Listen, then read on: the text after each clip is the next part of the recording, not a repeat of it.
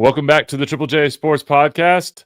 I'm your host, Phil Rasmussen, and I am thrilled to introduce today's guest, Coach Gus Argenal, now the head coach of the University of California Riverside Highlanders men's basketball program. Last time we caught up with Gus, he was the head coach at Cal State San Bernardino and was prepping for his season or midseason on what ended up being a very successful tournament run with that program that ultimately helped land him a position as the head coach here at UCR. Gus has been in the coaching world and college ranks for basically nearly 2 decades now and has been a part of many, many successful programs, worked for a number of high-profile names, including Coach Eric Musselman, that has both NBA and collegiate coaching backgrounds and, frankly, family lineage.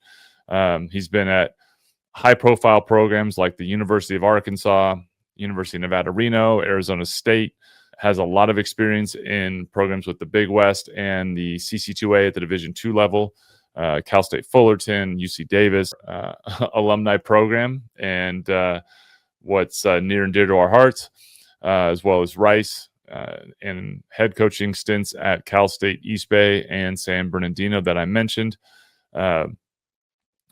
Now, as he takes over his first Division I program as the head coach, we get an opportunity to talk to Gus, hear a little bit about where he's at, what he's got going on as he prepares to build out a culture in the vision that he sees and applies all the lessons that he's learned over nearly 2 decades in coaching at this point.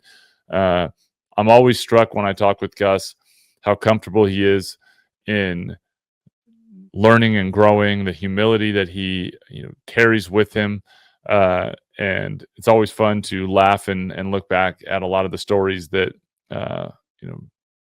bring a smile to my face from the years past, as well as the things that are going on today and how they apply. So without further ado, really, really excited. Let's get off and running. Triple J Sports Podcast coming to you now. Coach Gus Argenal, head coach of the University of California Riverside Highlanders. Welcome back to the Triple J Sports Podcast, and back with a return guest here and a longtime friend and former teammate, Coach Gus Argenal. Welcome back to the show, my man. Philly, I'm fired up. This is awesome. Thank you for having me back. I didn't know if you were going to let me get back in the studio, but we're here, and just great to see your face. Great to connect, share some good stories again. So thanks for having me. Absolutely, my guy, and before I say anything else, congratulations on the new head coaching venture that you are now on, head of the UC Riverside. Is it the Anteaters? Nope, it's not the Anteaters. I'm cutting you off. Highlanders, man. You got to know. Highlanders, that's right. Anteaters are down the road, Irvine, but thanks. It's I was close. You were close. You fought. You're an Aggie, so Aggies don't know anybody that's in the UC other than an Aggie. That's right. No, I'm fired up. It's an awesome opportunity. Took over for Mike Magpie, who took the Fordham job. So lucky to be here. Been working a long time to get here. So this is awesome. I'm really honored to be the new head coach. That is that's an understatement. That leads into kind of my first question as a friend of yours that's gotten to witness the journey and actually benefited from some of your moves, including my opportunity to spend a few years at Chico State coaching. You have been on a journey that is, an understatement would be easy to make there, but part of the coaching, world. So this opportunity now as a head coach at the Division I level has been one that you've been working towards, and I would love to, for the audience, to talk about the reality of what it takes to stay with something and kind of work through a long-term vision and goal, revisit your journey and the variety of stops, cities, and places that you've coached that has led you to this point. Yeah, it can take a long time, but I think for a lot of us I just turned 44 a day or two ago. I think that age group, our age group, that's been doing something. If you've been doing the same thing for a long period, now you're getting into the 20 years of doing something, right? And so we're all in that group. And yeah, when I look at it now I have younger coaches calling me, wanting to, pick my brain, the gray hairs, I have to make sure I color them. Hannah, my wife, will get upset if I don't get those things dialed. Yeah, we all got these things are coming just in for men, baby. Oh, just for men. I'm the not the employee of the year. I'm the buyer of the year. That's right. I need shares in stock in that bad boy. There's no doubt. But it's when you find your passion, you have to go after it. I think that's one thing. When I went into this business 21 years ago, it was a lot different than it is now. But I went into it because I played with guys like you. I played with, guys like Rob Eson that were on the show as well, and guys that like Jesse Pruitt, I think they were on as well. So it's like all these different types of great friends you had. You wanted to be a coach in this next generation's lives that inspire them, that get them fired up about basketball, but then also you have this lifelong relationship. And that's why the guys that I know got into this business. And but then once you get into it and you start, going through the journey of it, you realize, just like everything, it's super hard. There's the reality. There's the reality of you have to make money. You have a family. You have to, pick the right career steps to get to where you want to go. And deep down, I always knew I wanted to be a Division I head coach. But I would say if you looked at my journey, you would say, wow, maybe he didn't take the road, traveled often, right? Like I took definitely a less traveled road because of the amount of changes I've had. I think we were just talking about it's 11 or 12 different stops, 12 different coaching positions at 11 different schools. I was at UC Davis twice in 21 years. And I want to say that Hannah and I have lived in 17 or 18 different homes, or back in the beginning, apartments. Right. And so that's my journey. It's not what is perfect for everybody. You have to have a family. I have two boys that are 15 and 13. So you have to have a family that can handle change. But they've really allowed me to chase my dream and to, have it come to fruition. This year has been unbelievable. This past month and a half has been a whirlwind, but to get here, you have to take a step back and just like enjoy the opportunity that you're finally where you wanted to get, and how much, went into getting here, and how many great coaches gave me opportunities and great players that I've coached. But it is a journey. And I do say this because this is not just for coaches. This is for people of all walks of business.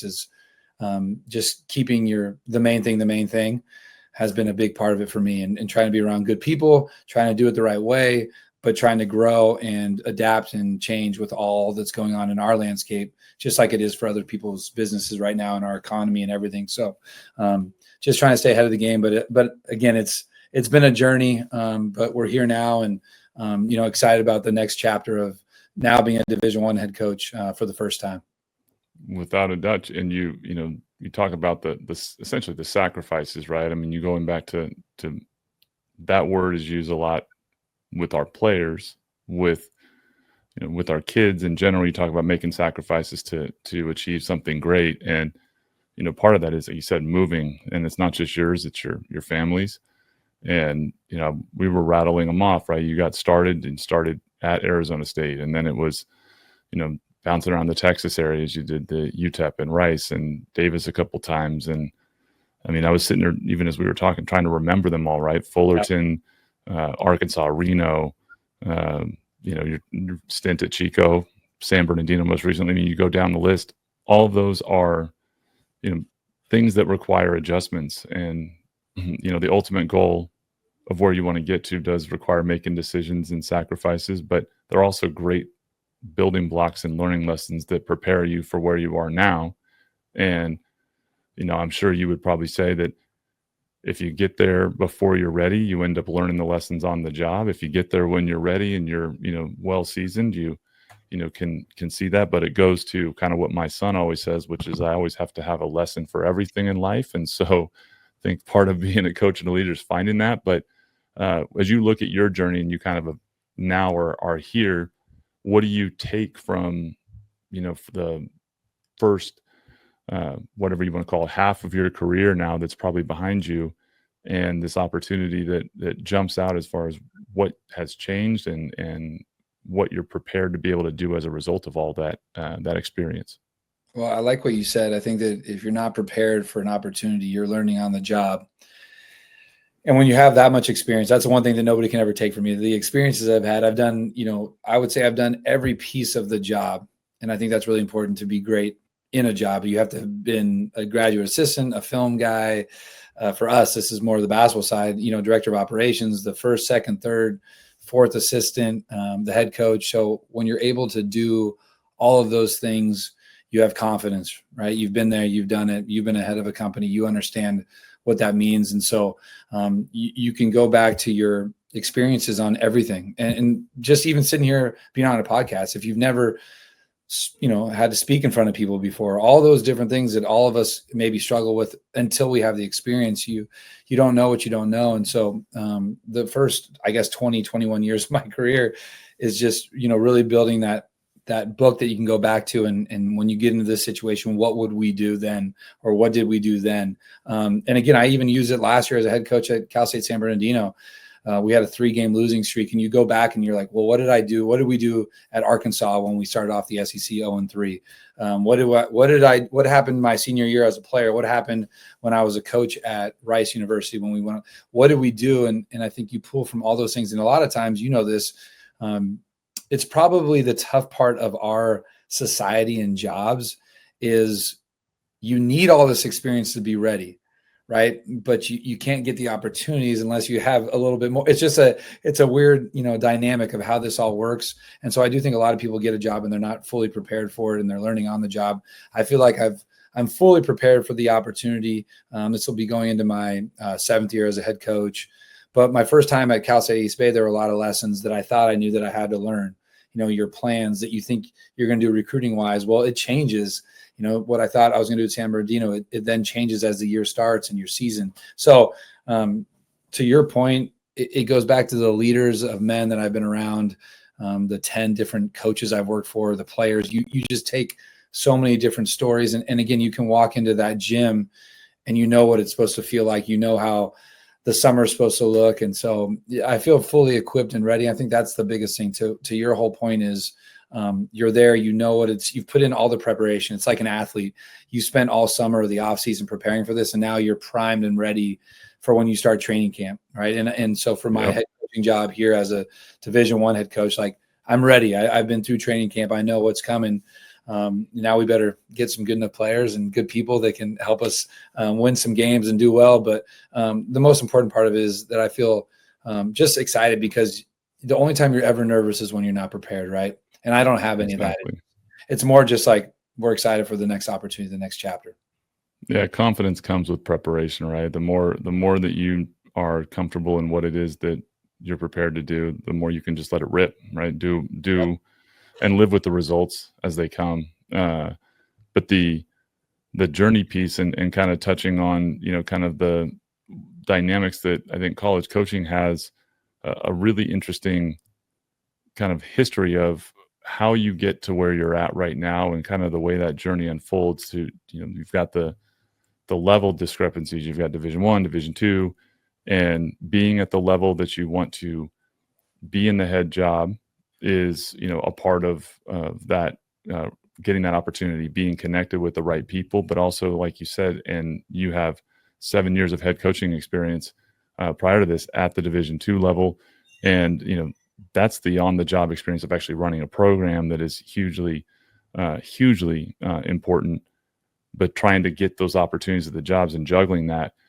What would you, looking back kind of as your journey unfolded, say to coaches as far as, trying to ultimately make the decisions around, right, what jobs you take, what jobs you getting that experience? Because there's no straight line to get anywhere, and certainly not in college coaching.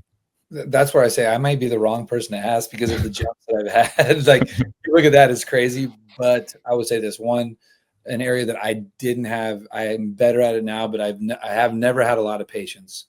When I was a player as a freshman, I actually redshirted. I'll back that. Like, and patience with everybody, you want them to be something that they're not yet. And so patience is something that, I've struggled with a little bit, but I've gotten better. But I would say this in my career, when you're going through taking certain jobs, the one thing that I've always done is I've always bet on myself. Like, I've always believed that if I go take this chance, I can make it happen. If I just get in the wheelhouse with these guys, if I take the chance and go to Davis, at some point I'll be able to play. Maybe I'm not ready for it yet, but I know I can do it. I'll earn it. And that's always been, probably the double-edged sword of who I am. I'm passionate. I'm fired up. I know, like, I believe I can do it.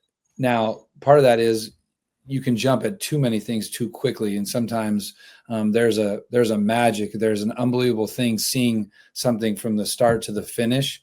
And so in my career, at times that leaving something before it's completely finished, like a Chico State where we started it and I left. And then, you and Chris Cobb took over as assistant coaches and just hit it out of the park. Right.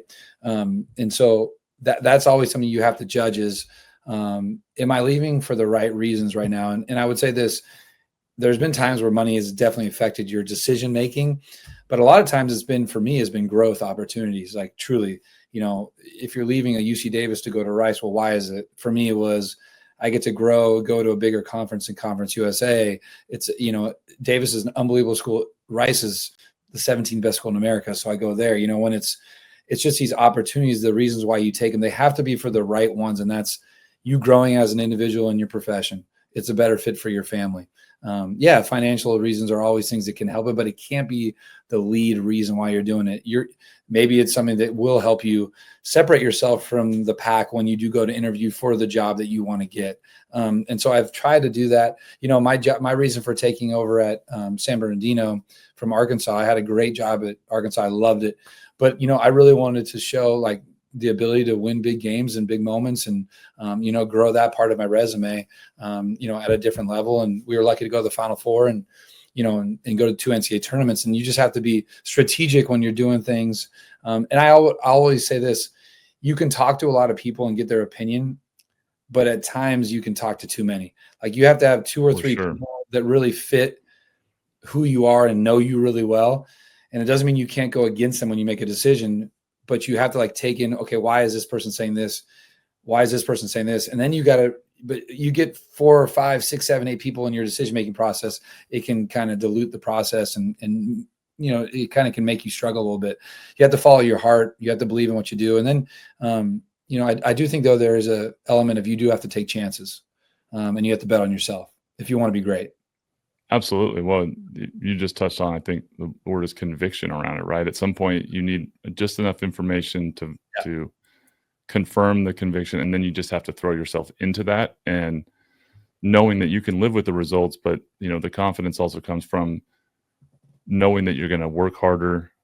You're going to problem solve your way through, and that you don't expect it to be perfect, but you're going to like be able to lean on all the experience you have of solving and navigating, adjusting situations to create success. And then out of that, you can make something positive, but that there's a lot more when like you said, you're moving a family and you're making potential moves. Yeah. I've always struggled personally with making those moves because I'm wired very much on like, let me make this place better, right? Wherever it is I'm at, I'm looking through the optimistic lens of whatever we do here, we can get better here. And then this will be what it should be. Right. But life doesn't present, like you said, those opportunities, and you do have to make those moves and then have the wherewithal to recognize them and make the change and then adjust. But as a coach and as a player, the other, benefit of that is all those opportunities expose you to more people and, expand your reach. So, I know we talked last time about a lot of the relationships and the different guys that you've been able to coach. And I think anyone that really enjoys coaching, looks back on and says, the relationships and the impact they have on guys, the ability to compete, all those things are hugely important, because in the early years, the money certainly isn't the thing. But as you kind of step into this role now and having been a head coach and experienced that, kind of separation that, occurs as a head coach versus the assistant coaches and moving up a level, what would you say your philosophy is as far as now you're the CEO of the organization and you have to, handle a lot of the higher level stuff, but to manage the relationships, maintain that connectivity with your guys and your coaches, how do you intend to kind of approach that here at Riverside and moving forward? It's a lot harder. And when you're a CEO, when you're the leader of a program, you have assistant coaches. I was just on a call with, some coaches. It's something that everybody goes through to be the head coach, to be the boss. There is that line, everybody's always going to be kind of upset with you with certain things. Like you have to go into every day knowing that that's You can't give them everything they want at all times. Yeah. Yeah. And I think that's, that's what leaders have been. You were a leader. I coached you. So you know what that feels like in a locker room. As a person, you know what it feels like. I think that the one thing for me is when you're talking about the players, the relationships with them is just like telling the truth. Like, right. I think nowadays, because of how this is in terms of the transfer portal, there's NIL, there's all these things in college basketball. It is a big business. There are like business transactional things that happen, scholarships, everything. This is a part of winning and losing. So just telling the truth and being very, very honest with them. But then it's changed, but being able to still have the phone call that I had on the drive home today with a guy that I coached this year, Evan Oliver. His dad was the head coach at Cal State San Bernardino before, 2 coaches before me. But, be able to tell that guy, hey, man, I love you and I care about you. And I can't wait to see what you do this next step of your career. But it takes time to get there. And here's the issue that a lot of the relationships and the reasons why we got into it have changed, because student athletes transfer so much. You don't have as much time with them. And it's hard to build true lasting relationships in a short amount of time. And so my approach to it is tell them the truth up front. When they get here, be there for them. But I don't ever, and I think I maybe have changed even a little bit in this, there's not enough time to do things that are more fluff. You have to really build it through just genuine interaction, being around each other. Nowadays is not the time of you go on a ropes course and suddenly you guys are best friends, and you do a day to the beach, and we do a lot of those different things too. But those aren't the ways of building a team. That the way you build them is the walk across the weight room and you have a conversation with them after a tough day. And so just trying to be genuine, organic, trying to be real with these guys, with their relationships, making the expectations, the standard set at a very high level, and then just holding them to it. Everything that a guy tells me, I try to keep it and then hold them to that. Look, you want to be professional, you want to graduate, you want to improve this year. And I just go back to those things constantly. But I do say this, it's constant communication. It's transparent communication. It's holding them accountable to who they want to be, even though they don't want to do the things that maybe sometimes will get them to the point that they want, where they want to be. And that's with your staff as well. Like coaches want to, now it's a lot faster rising. There's more coaches. I'm going to have 4 assistant coaches, whereas before it would have been 3 assistants and an operations person. So it's become faster now. So I just communicating constantly, telling the truth constantly, being a truth teller. And then again, at the end of the day, making sure that they understand the standard that you want for them, not so much just for your own program. And you have to explain more nowadays. You have to tell them why this is going to work for them and how this is all going to work out, more than probably we did when we played. That to me, I couldn't agree more with it just in general in society. But I would imagine that's escalated in the environment with kids moving and changing so much, shortened windows. The truth telling, I talk about that a lot. Like it doesn't do anybody any good to continuously tell someone what they want to hear that makes them feel good, but doesn't actually help them get where they want to go, and doesn't help them achieve what they individually want to achieve, and obviously what the program is striving to achieve. But the ability to understand who that individual is, how they are wired, their personality, what affects them, and what they actually really want. You can't skip that step. Otherwise, you can't really get that message across in a way where it resonates on, like, you may not like what I'm telling you, but this is in fact what will make you better. And so early on, I would imagine, like, you bring a lot of guys and they are new. And instead of thinking I've got them for 3, 4, 5 years, I may only have them for what amounts to 8 months or whatever amount of time. So what, for you, when you sit down early on, how's that conversation changed in recruiting and in that early stage of getting to know a guy who, is now in that, landscape?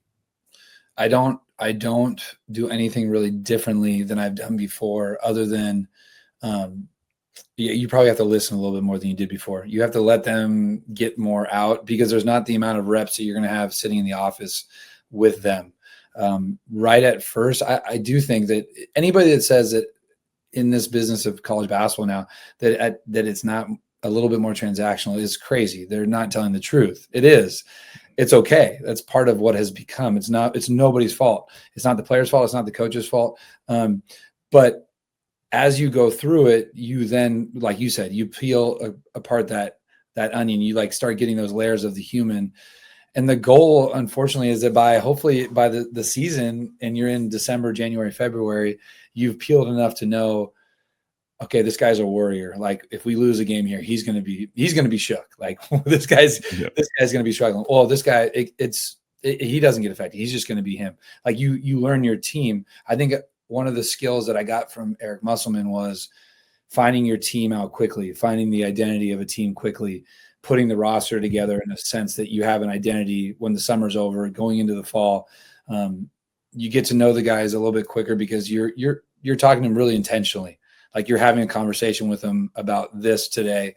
You're using team like time in the gym to say, hey, Phil, stand up. And I want you to talk about like the greatest moment you've ever had in basketball. Tell us that right now, randomly. Like all those little things that you do as a leader, as a team builder, they come out in the right way. But like you're just constantly trying to know more, get more information about your team.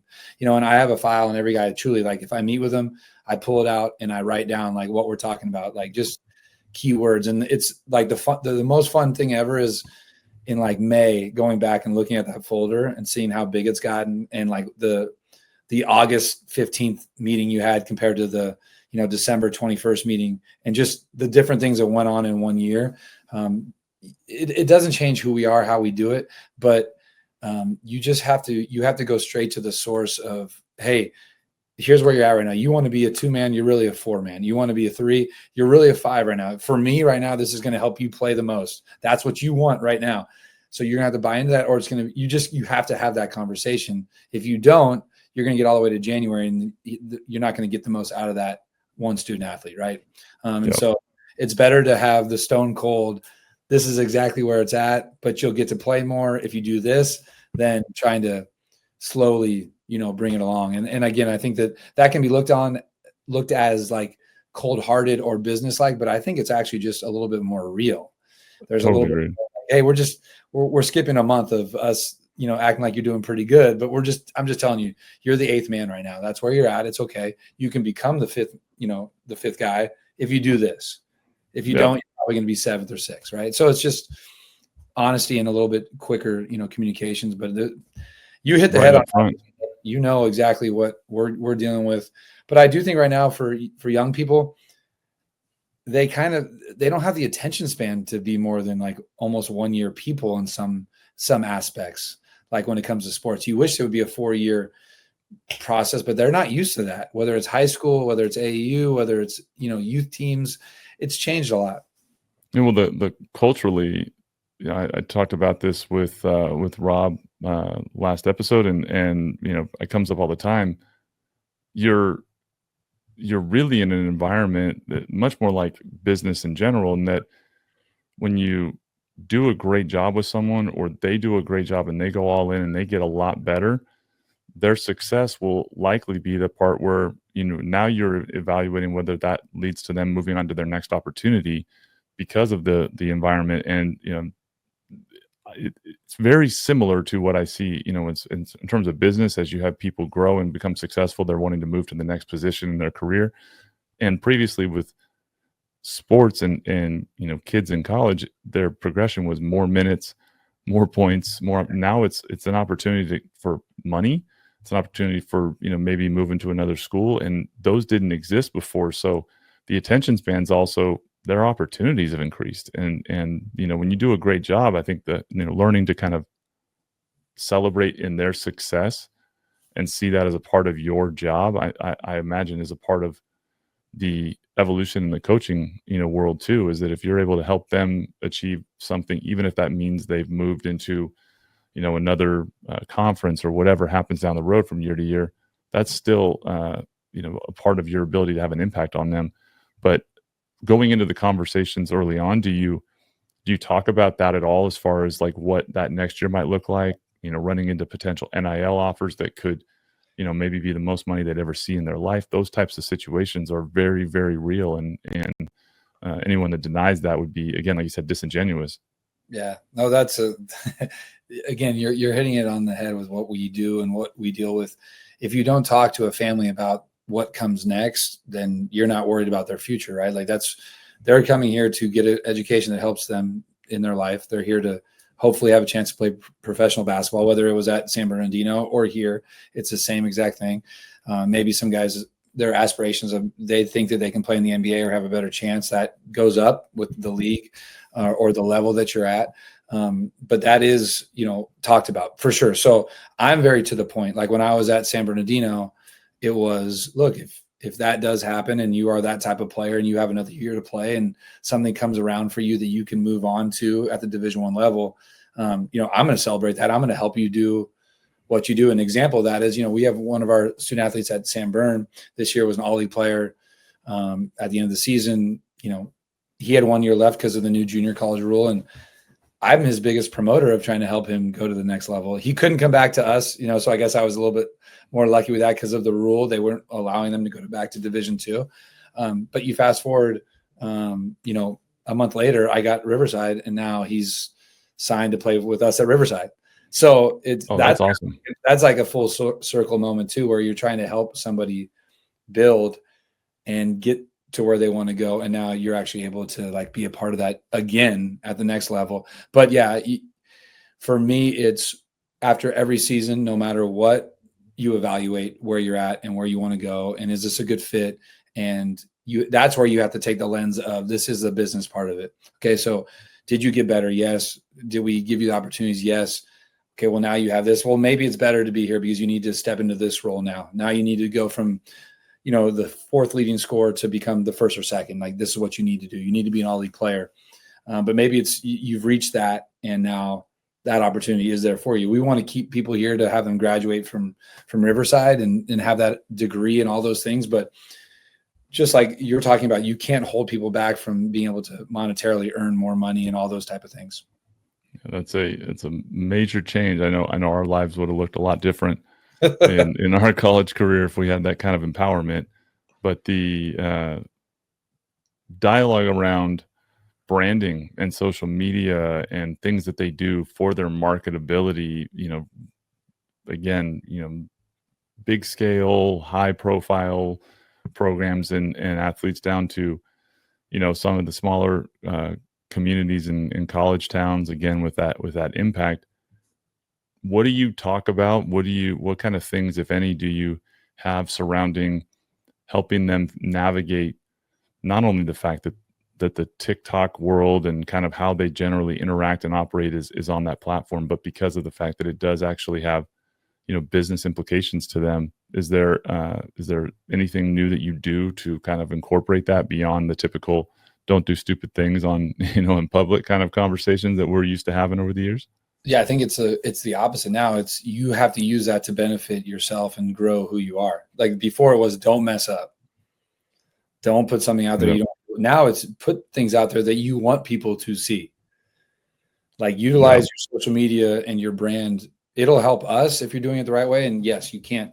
But now it's totally flipped. It's not don't mess it up. It's, well, are you utilizing that? How can we help you do that? How does UC Riverside grow your brand? How does being in Southern California grow your brand? How does playing for me grow your brand? How does you being this?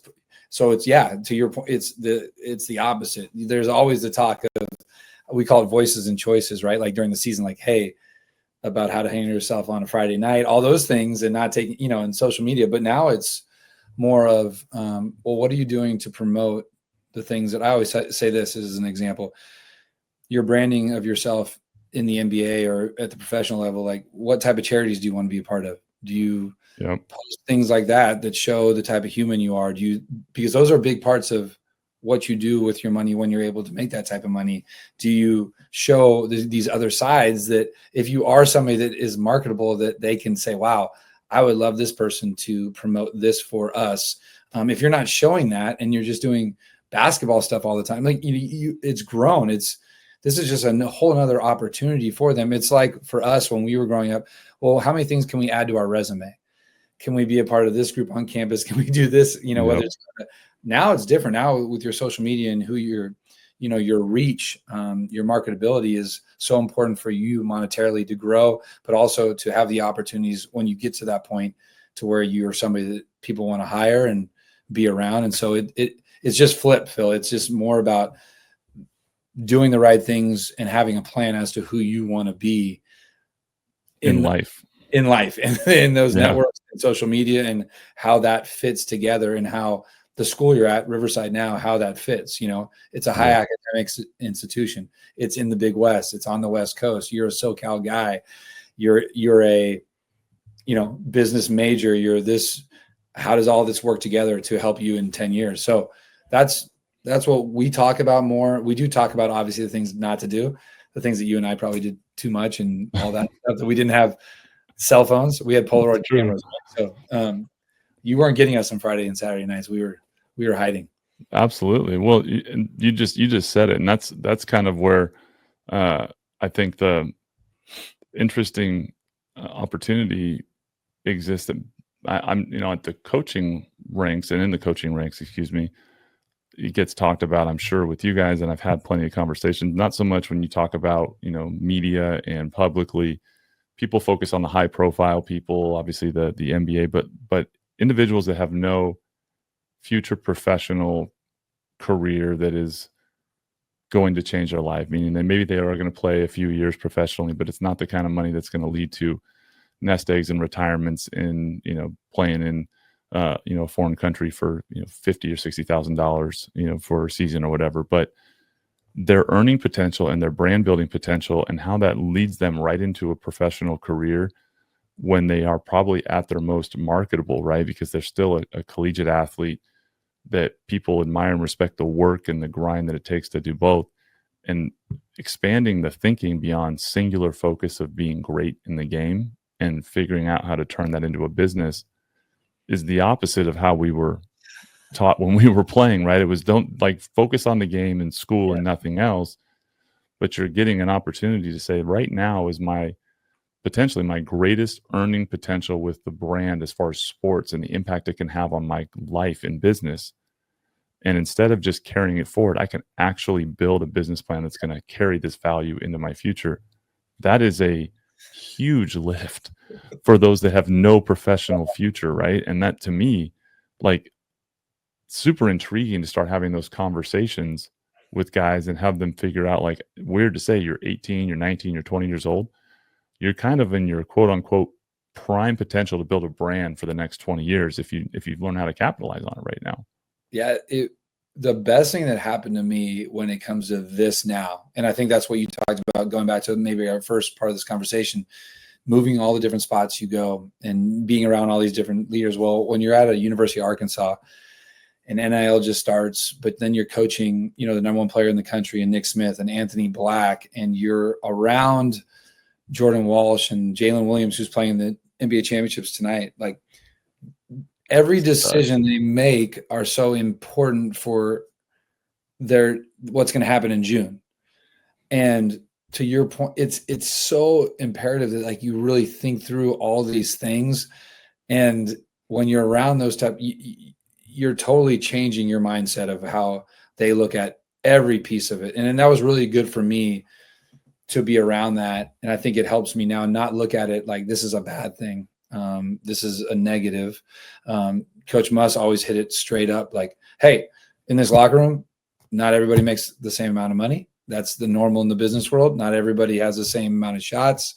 This is the new world but to be able to manage it, it helped to be at an Arkansas and Nevada where you're around, and Nevada didn't have NIL then, but just the amount of, I guess you would say, star players and the level that you're at, being able to help in a locker room, be able to help, like you said, just the mindset for everybody of how do we manage all of this to get where we want to go. Like you said, it's just totally changed, but I wouldn't have that unless I had been around those type of players and seen how they approached their brands at a young age, at 19, or they're 18, 19. They're not legally able to drink, right? Yep. And they're literally dealing with all these things. But there's also, it comes back to the one part of it.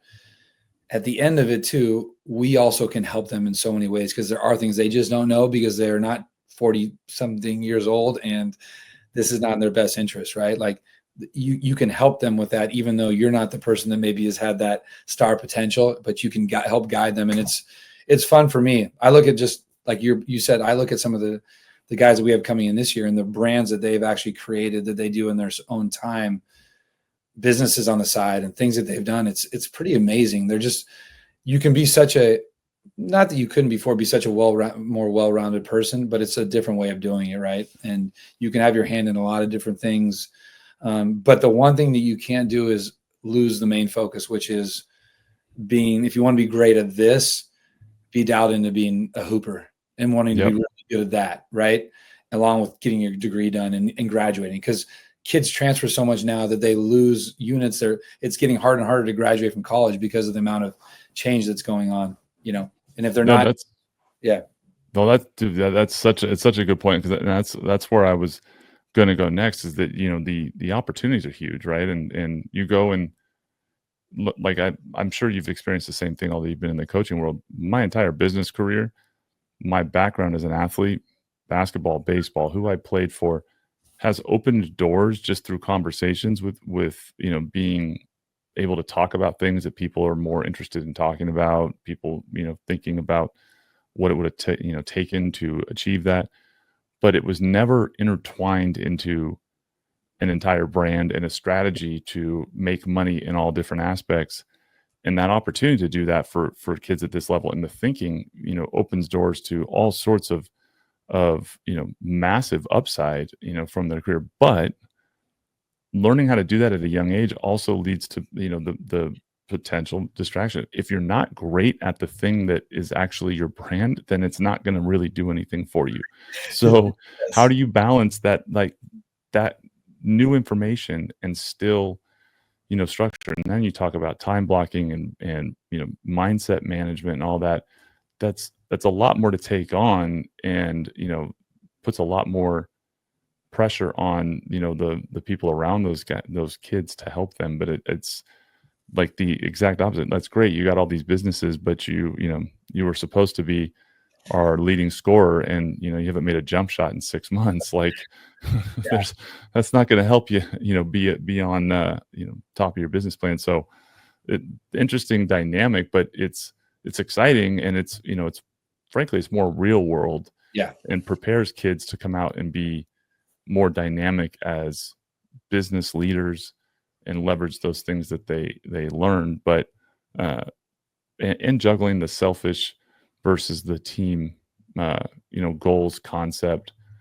But it's cool to hear you talking about it. And I would imagine, like, when you go kind of a year or two kind of into the future for coaching, that's might as well be a decade with how much and how rapidly things change. But do you see anything on the landscape in front with college basketball or college sports in general that is still kind of hanging out there as a potential pivot point that will further change the current dynamics? Or do you think this is kind of the for the time being, aside from maybe getting a little more orchestrated and clear-cut parameters around NIL and whatnot, any changes coming? If I said no, then I'd be not a very smart man. Because 4 years ago, when I was at Arkansas, is when NIL, the idea of that just started.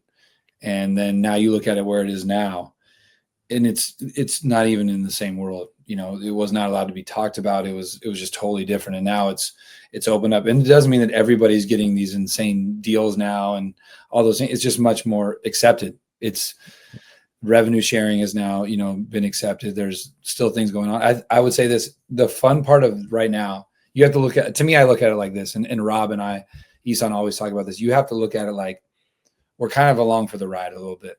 And so you have to adapt and adjust. I worked with Keith Smart, who played at Indiana, and he was the Kings head coach for a year. He was the Warriors, one of my mentors. He worked with us. His thing is like Navy SEALs, like adapt and adjust all the time. Like that's what we have to do. There's going to be more things that happen, whether it be because of football, going to, a different set division area with, 60 teams that are just in a different set division, separate division or league virtually. Yeah. Like in the Big West, we don't have football, so that's a totally different world. We're basketball is a big piece of what we do. It's not just a basketball school at UC Riverside, but basketball is a big piece of. We don't have football. Anytime you have football, that changes your dynamic, right? So that talk probably needs to be had with the head coach at UC Davis for football, because he'd see kind of that landscape more. For basketball, the thing that I do think is probably going to happen is there's so much talk about expanding the NCAA tournament that I do see, unfortunately. I don't want that to happen, to be quite honest. I love where it's at. I almost think it's too much now. Having been in it, it's so hard to get in it, but that's what makes it so great. I think the more you allow in, it just takes away from just this monumental moment of your life. I've been there 6 times now, and 4 at the Division I level. It's just so hard to get in. So that is something that I think would change. The financially, I think for right now, when it comes to the amount for revenue sharing, because they just put this into place, I think they're going to let this play out for the next 2 to 4 years to see what this comes about. But we'll see if contracts are being accepted, all those type of things. But I do get a little bit worried about certain schools because of football and the divisions and how it's set up in different leagues. I think that's just all changing.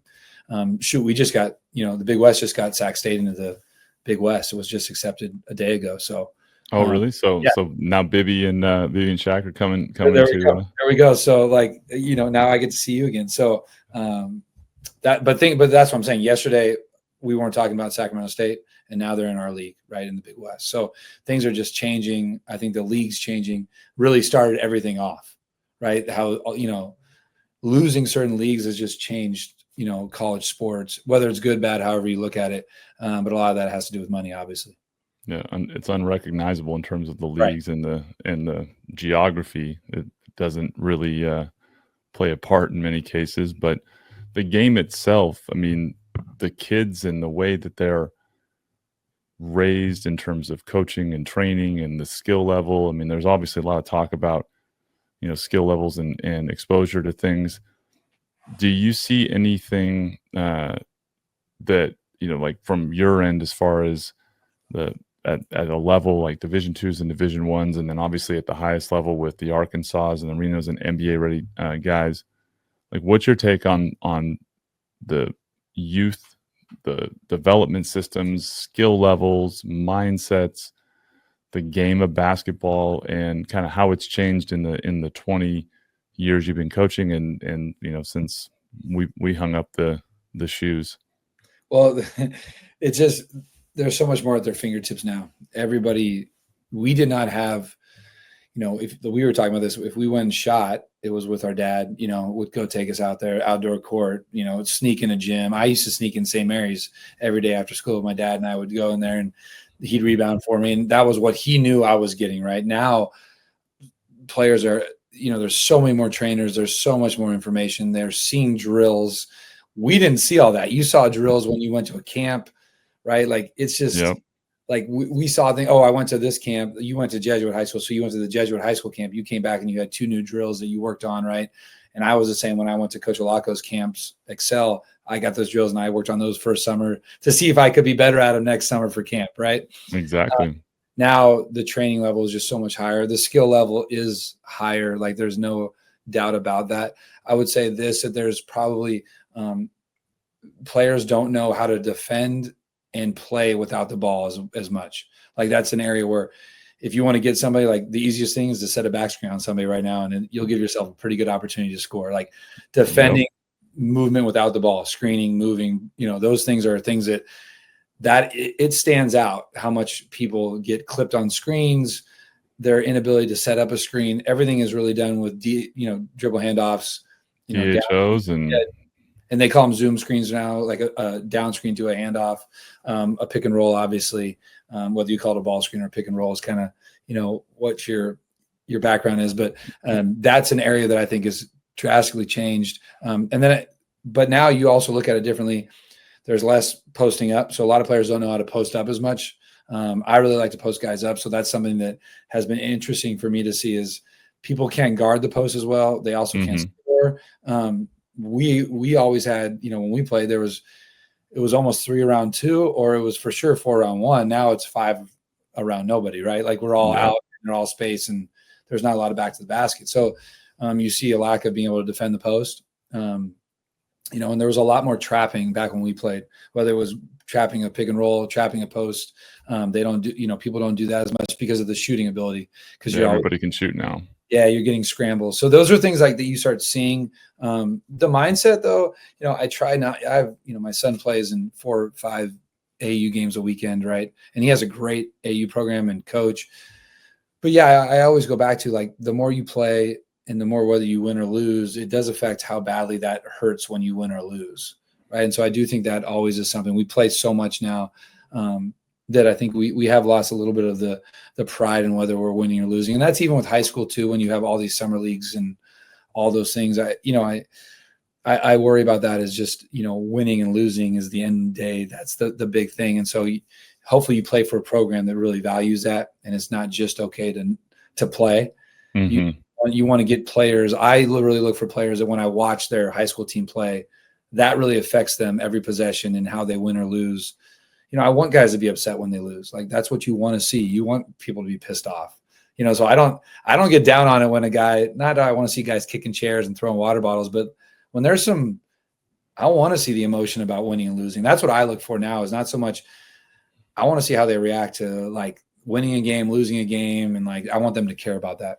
That it matters. That matters. Without a doubt, you can corral and curtail that much more than you can inspire a competitive edge that isn't there. And right. I think that's interesting when you talk about it, because they, you know, playing more is there. And I think when we were growing up, and I think the lessons that you learn when you're playing pickup and you're having to compete, not as much skill development, but it is figuring out how to win, right? How to win in that battle, how to get by a guy, to stop a guy, and just playing 5-on-5, and, you know, being in a situation when you're the younger guy on a court with older guys and you're not going to get the ball often. So how do you affect the game?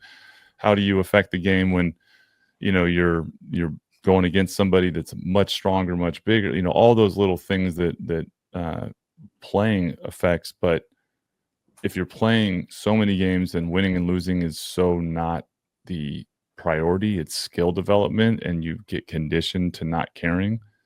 I imagine it has to wear off. And to me, the thing that is hard to quantify is when you care about winning and you're just competing, the stuff that even as a coach you can't always coach is what you just figure out, right? Like if it's game point, or you're down and you're just like, I got to figure out how to win any which way possible. Those are like those fractional differences in, you know, being great and winning versus just being skilled and talented that you really can't teach without going through it. So I notice it a lot. Like when you see a guy, NBA, college, that does know how to play off the ball, does know how to play without the ball, knows how to set screens, like they stand out and they're so effective. Like they, you know, their ability to make plays and influence the game. People talk about them, you know, the triple double guys, and it's like it's because they're doing all the stuff and everyone else is standing waiting for the ball. Does that jump out to you too? Like when you watch games where you're like, this is somebody who still understands how to play the game the old way, and like almost like they're more effective now because of it? Yeah, there's for sure the feel for the game, understanding like the flow of the game. We played a little bit more, like you're saying. And again, it's not that we're like these old guys telling everybody that we walked 20 miles in the snow to get to school. We didn't do that, but no doubt. And I go back to what you're saying. You made something popped out in my head. Like in the summer, when we were in the summer, there was a beauty of the fact of like organizing each other too. Like, hey, we know we have the gym from this time to this time. Hey, we're all going to go down there, bring some guys.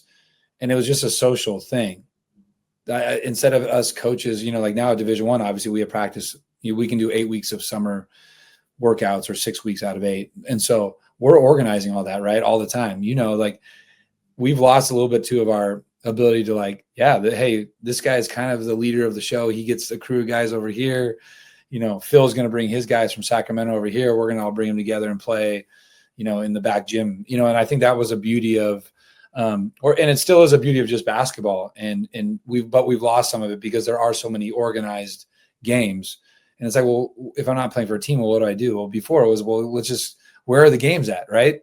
Like you got, well, this local high school, this coach, he keeps the gym open. And, that was like the fun part to me, what made college basketball so fun is all that part of it. And I do think we've lost some of that. I don't know if that will ever come back together, because that's where we're at now, and it's okay.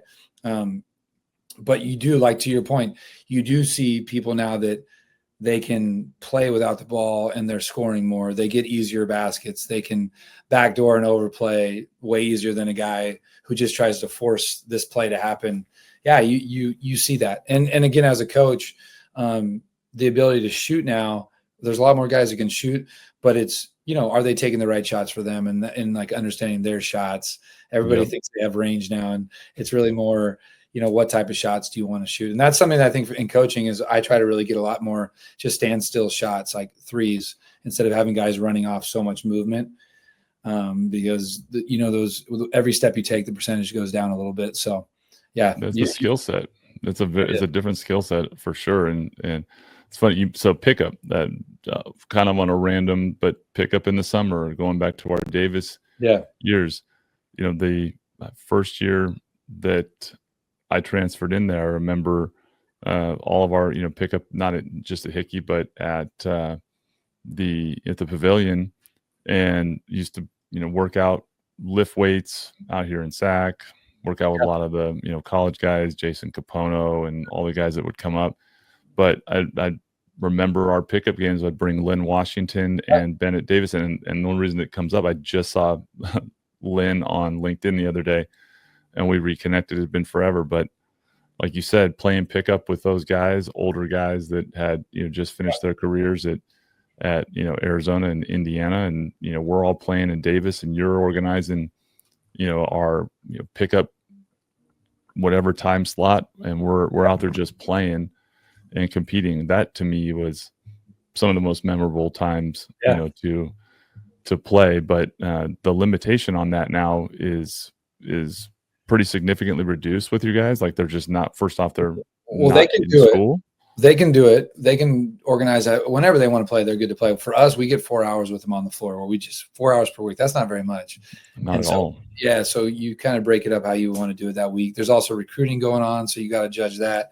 And there's still programs that, like, guys will go back at night and play pickup and do all that on their own. Coaches just can't watch, and they weren't really allowed to back then either. So, but yeah, that's just the part of it. Like, that's the special part of hoops. I think when you talk about the magic of basketball, what it brings together is, like you said, I remember you bringing some of your Fresno State guys to, when they were in town, like over to Davis. And I just think it brings different types of hoops. Like, it brings different style. Like, it brings, hey, you're practicing against each other all year. You don't want to play against the same dudes all summer. Like, you want to play against the Sacramento State guys, the guys, we would go down to Stanford and drive down there and play against them. Remember? So those are right.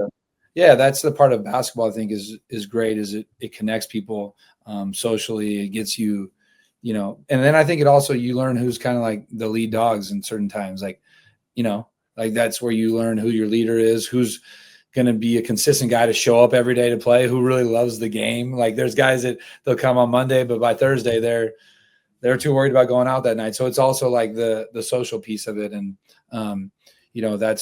that's something that I think that the way that you get by it now with our teams is you just emphasize winning and losing a lot.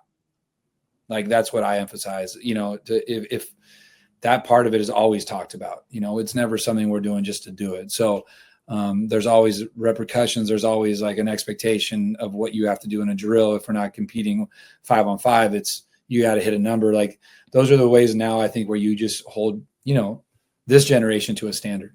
And that's essentially the X factor in any situation, right? Like, the most skilled guys don't, just immediately become the guys that win, like in whether it's pickup or anything. When you put winning and losing on it, the level of intensity and focus and attention to detail and competitive drive, you see that. Who are the winners when you're dealing with pickup? Like, the ones that are like, I'm not leaving the court. We're going to continue to stay on here. And those that, just don't have that yet. And if you're going to expose a team to it and bring that out of some guys, they got to be in an environment where they stick out like a sore thumb for not having it. so that, they learn that.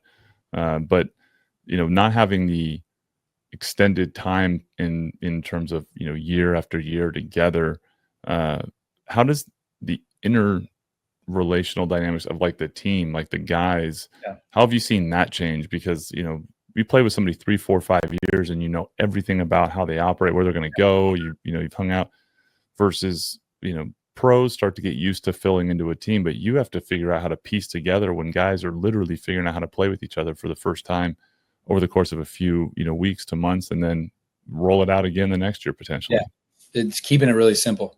Like that's one thing I think that we want to have so many different plays, sets, things. Like we want to show that we're this coach. It's just like, I've really tried to adopt, look, let's be great at some things that we do and like make sure that we do those really well every single day. Like they're non-negotiables. They're how we play.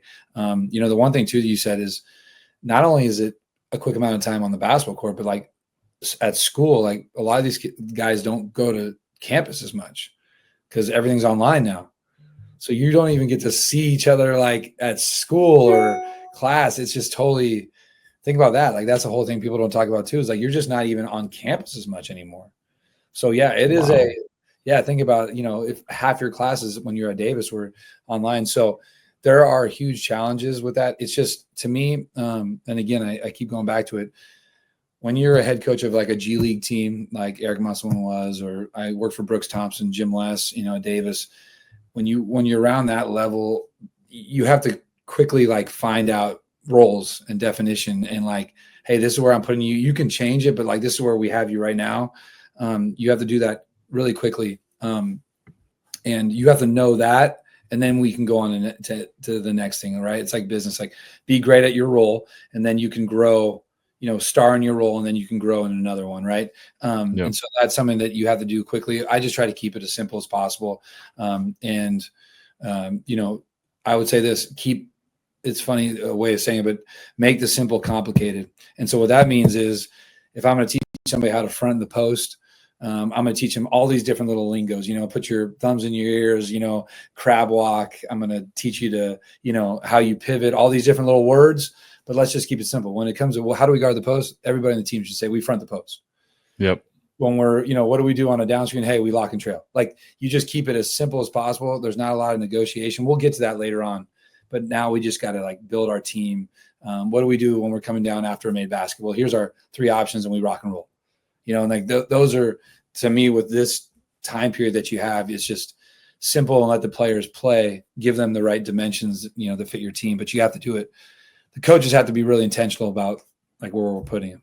That makes a lot of sense. I'm talking about that a lot with the evolution in the mortgage and real estate industry. You've got to turn things that can be complex. You do the complex thinking, but then you got to figure out how to make it a simple application so you can get buy-in, consistent execution, predictable results, and avoid confusion. And the learning piece, I think this has been a regular conversation of late. Part of helping kids grow or helping people grow and challenging them is asking them to do things they don't want to do yet, putting them in situations and then them not realizing they're learning by being in that situation, right? They're learning by being in the room.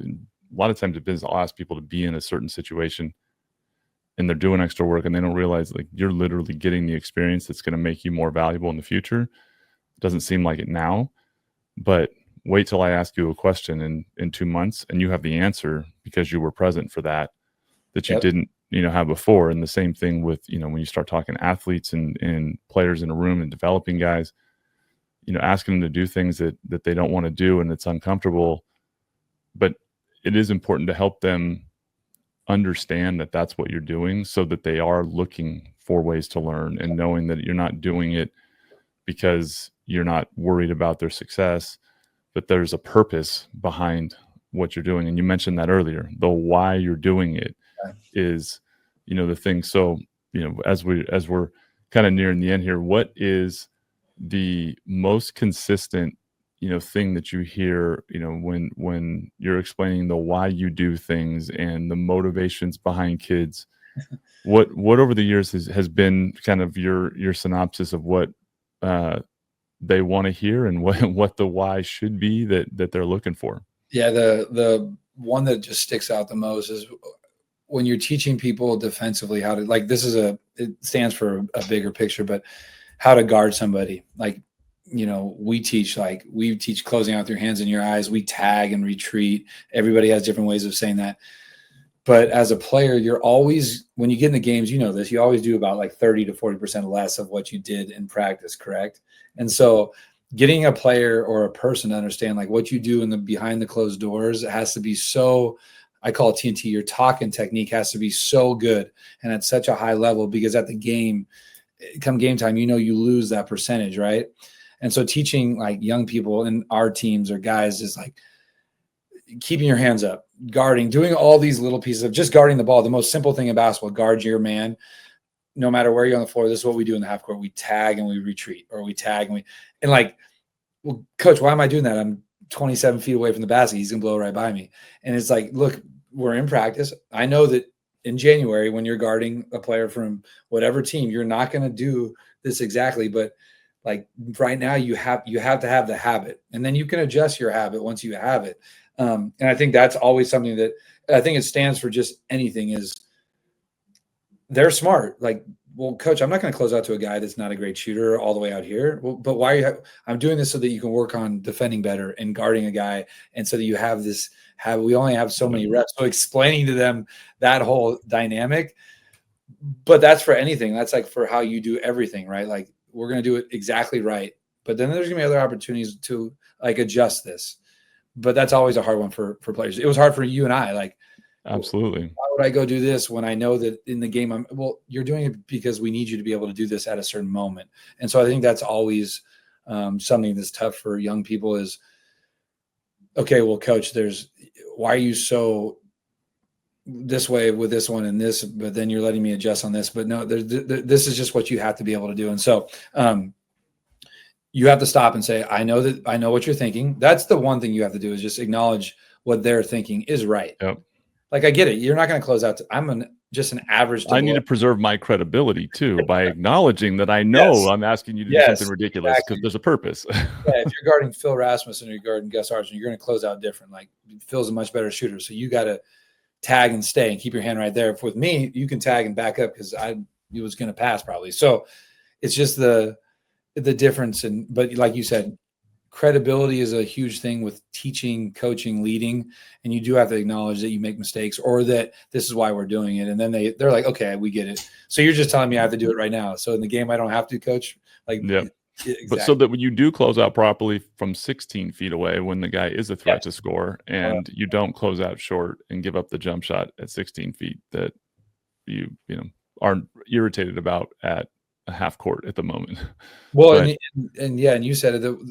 Look at the games, or the games tonight. The game's tonight, right? Is the championship game? It is tonight. The game's going to get won and lost with some really normal thing that we've all done our whole life. It's going to be a missed block out. It's going to be a missed free throw. It's going to be a based on out of bounds where they don't get the ball in on time. It's going to be something that like you have to be able to do, and the team won't execute it.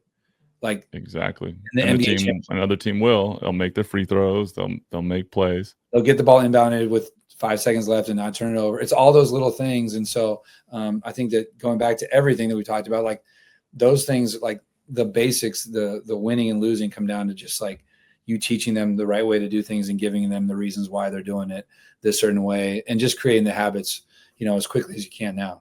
And then they have the conviction behind why they're doing it. So there's, instead of the reluctant, irritated, like, oh, we're making us do it. Like, okay, I know this has a bigger purpose. That's the optimal, outcome, right? 100%.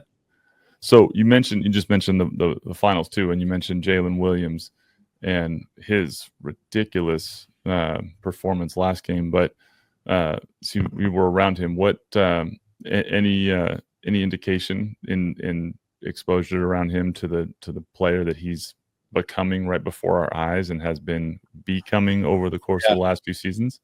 Well, there's two of them, right? There's the Jalen Williams who went to Santa Clara, and then there's the Jalen Williams who played for us at Arkansas. And the Jalen Williams who went to Santa Clara, he was not highly recruited, and then he just blew up. And that's, I think, probably the guy that we're talking about right now that's had the great run. And that's where great recruiting and evaluating comes in, and like his ability to grow his game. I think I had the chance to recruit him in Arkansas. I think we might even have passed on him. But that's like, evaluating and just seeing. I love the fact that you're seeing NBA players get better, like right in front of your eyes. Our Jalen Williams at Arkansas, the one indicator that I always say that knew he was going to be great was he's the loudest center I've ever seen. Like the way he talked on the floor, like his command of a defense was like a quarterback. I've never seen something like it. So yeah, I remember telling him, like, if you can get 10 rebounds and 10 points a game in the SEC, you're going to play in the NBA, whether it's this year, next year. And he went out and did, I think he averaged like 11-9 or 11-8 or something like that. But his voice on the floor every day, his habits, and he's just a really good guy. It's that team in OKC has, and again, I don't know the Pacers players as much, but I know some of those OKC guys have a good culture. You can see it. And Jalen Williams from Arkansas is like the perfect fit for that. No, their competitive edge, the defensive, energy is definitely kind of a throwback to what we're used to hearing preached on coaching. How about, to me, watching Shai Gilgeous-Alexander and just the fact the way he plays at his pace, I think he's such a good example for young players that are, especially young scorers that are developing their game to help them see somebody who doesn't have to play over their skis or out of control. He is so in his own element. He, like a Luka Doncic, but they just play at their speed and they get wherever they want to go under control. He's actually mind-blowing when I watch him. Like, man, it's really crazy how he creates the space and is set up. But that, I guess, is now obviously, second nature for people to see. But when you're coaching guys and you're putting demonstrations or pointing to people they can look to, guys like Shai Gilgeous-Alexander and all that, what kind of interactions and what kind of messages do you send as far as the examples and the guys that they're watching to kind of emulate and model when you've got examples like that and so many others? It's hard because not very many people. He makes that look really easy. Really easy. And it's really, really hard. Like, he made a shot the other night where he was falling out of bounds going left, and he hit the shot. He probably traveled like 3 times, but he still made it. And you have to just take pieces of their game. You can't say like, hey, you got to play like this. I always say, like, look, you got to take maybe one thing from each guy, like his mid-range jump shot and how he looks when he shoots it. You talked about Jalen Williams' ability to like hit contact and finish with contact. This guy's ability to snake. I think that's the one thing that you really do is like, hey, don't just look at all of his scored baskets. Look how he scores all of his 3-point shots. Like, how is he getting all those? And I think that's something that in college we do a lot, or, our staff is like, this is something that this guy, you need to work on this, like your 3-point shot in a trail position. So let's look at Chet, all the times that he trails into a 3, and look at his footwork. How many times out of 100 does he go left, right, or right, left? Like, those are the little parts of it that you have to look at, because he makes either one. He could do it spinning backwards and shooting up a shot. It doesn't matter, those guys. But I think for young people is giving them an exact skill from this person, like a floater from somebody, just watching all those reps. I think you just have to be careful when you try to get them to play a certain guy, because it can get a little bit scary if it's Shai. Outside of their skill set. Yeah. It's those little aspects of how to score, how to position yourself, those nuances. That's to me one of the hard things to ignore in basketball today, is just the skill level and kind of the beauty. I would have loved to have played in a world where shooting threes and letting the ball go from anywhere on the court was status quo. But very, very much a cool environment. So going forward, we'll wrap here. I know we're approaching our time, and appreciate you making time amidst the busy schedule. So recruiting and upcoming with the team, and how things are looking going into I guess we're not fully into the back half of summer here, but going into next season, what's the prognosis and your sense of the team, the roster, and what's upcoming for UC Riverside here? Well, it's happened so quickly that we're still like signing guys. We haven't even signed our whole roster yet. We have guys committed and guys that are getting their grades done and all those things. But so excited about the the roster thus far, the guys we've signed, I just think for us right now is, can we, attack the Big West with a culture, a DNA, a style of play that is our own. They've had success. Went to the NIT last year, had 22 wins. So again, we're not just coming in here just to be a team. We want to be really good again and challenge for a championship. So I just think that mindset of when you walk in and play UC Riverside, what does that look like, feel like? One thing that we've really recruited well to is size at every position. Just again, something that I got from Arkansas, Nevada, Fullerton, even with Diedrich, is the size of guys in terms of length, athleticism is really important. So just trying to get, we have a pretty big team coming in. Again, they have to be able to move and get by guys, but you can make up for some things with size and athleticism. And then again, on top of that is just trying to find the right style play offensively or kind of actions that fit who they are. But defensively, they fit into what we want to do in terms of we play man-to-man, physical, we play ball screens a certain way. So I'm excited about the roster. The big thing is the Big West is coming off one of the best years it's ever had in terms of, competitiveness. It's a top 12 team, I think, in the net. So, or top 12 team and league team.